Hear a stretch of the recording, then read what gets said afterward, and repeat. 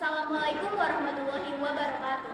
Sampurasun pamirsa, tepang di sareng simkuring Menteri Lestari baris ngadugikeun warta dinten ayeuna. Dina acara Warta Sunda di televisi Kamemet pamirsa Awan TV.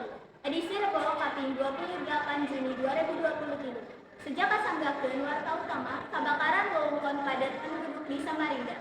Kabakaran ngebakar sejumlah imah di Jalan Marta Dinata, Samarinda, Rebo Sonten. Lobana bahan imah anu dijieunna tina kai jeung anu kenceng ngajadikeun seuneu beuki gede. Nepi ka narekap ka imah sejen. Jumlahna aya 23 imah nu kabakar.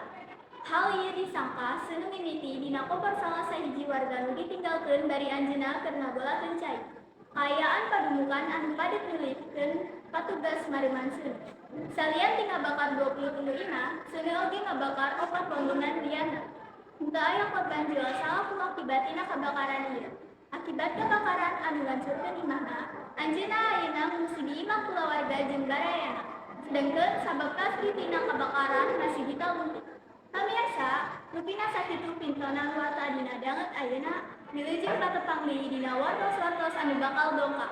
Simkuring Menteri Lestari sejak amit mundur amit nuhun. Wassalamualaikum warahmatullahi wabarakatuh.